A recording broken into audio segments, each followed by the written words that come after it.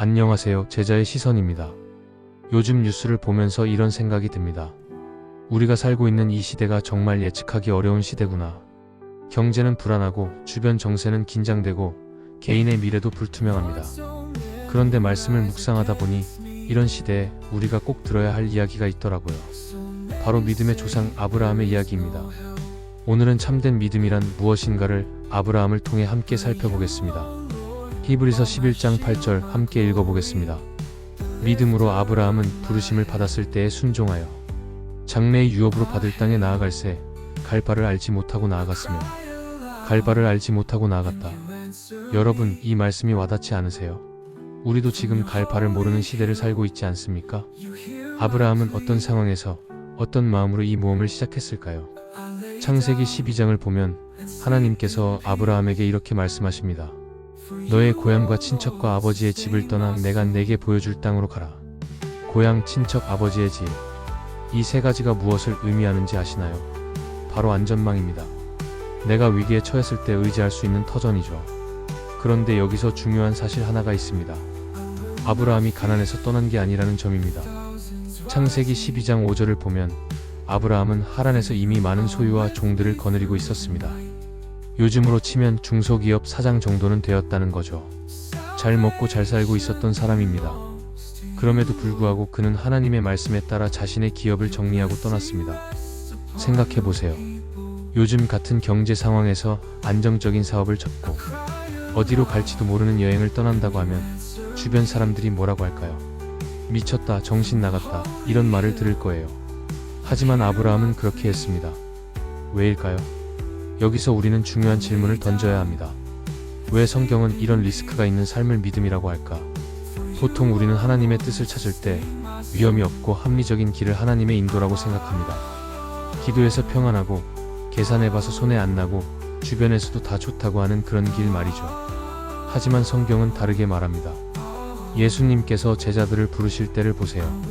베드로와 안드레는 그물을 버려두고 야고보와 요한은 배와 아버지를 버려두고 주님을 따랐습니다. 마태는 세관을 버리고 일어났습니다. 세관이 뭡니까? 요즘으로 치면 공무원 자리예요. 평생 안정이 보장된 일자리를 그냥 팍차고 나온 거죠. 아브라함의 선택이나 제자들의 반응이나 본질은 동일합니다. 바로 말씀을 따라 영혼을 먼저 두는 삶입니다. 이런 이야기를 들으면서 이런 생각이 드실 겁니다. 그런 얘기는 성경시대 이야기고 지금은 현실적으로 살아야 하는 거 아닌가요? 맞습니다. 우리에게는 현실이 있습니다. 지금 우리나라 상황을 보세요.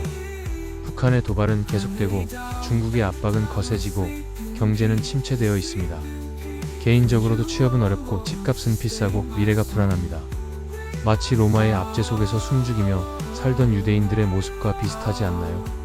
그런데 바로 그런 시대에 예수님이 오셨고 제자들을 부르셨습니다. 그리고 그들에게 말씀하셨죠.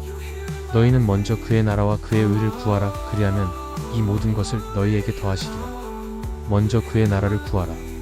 이것이 핵심입니다. 믿음은 눈앞의 안전을 붙잡는 것이 아닙니다. 나의 영혼을 만족시키시는 하나님의 말씀을 따라가는 것입니다. 물론 이것이 무책임하라는 뜻은 아닙니다. 가족을 돌보지 말라는 뜻도 아니고 현실을 무시하라는 뜻도 아닙니다. 다만 우선순위를 바로 세우라는 것입니다. 우리가 정말 두려워해야 할 것이 무엇인가요? 경제적 손실입니까? 사람들의 시선입니까? 아니면 하나님과의 관계가 멀어지는 것입니까? 성경은 우리에게 교훈합니다. 육적인 리스크보다 영혼의 리스크를 먼저 보라. 아브라함처럼 제자들처럼 하나님의 말씀을 따라가는 삶을 살아가라. 우리나라 역사를 보면 위기의 순간마다 믿음의 사람들이 있었습니다. 일제강점기에 신사참배를 거부한 목사들, 6.25 때 순교한 성도들, 독재 정권에 맞서 정의를 외친 신앙인들. 그들은 모두 눈앞의 안전보다 하나님의 뜻을 택했습니다. 그리고 그들의 희생이 오늘 우리의 자유와 신앙을 지켜주었습니다. 우리는 선진들의 실패와 성공을 거울 삼아 우리의 나라와 믿음을 함께 지켜나가야 합니다. 지금 이 시대도 마찬가지입니다. 우리가 어떤 선택을 하느냐가 다음 세대의 믿음을 결정할 것입니다. 사랑하는 여러분, 아브라함은 갈 바를 알지 못했지만 믿음으로 나아갔습니다. 그 결과가 어떻게 되었습니까?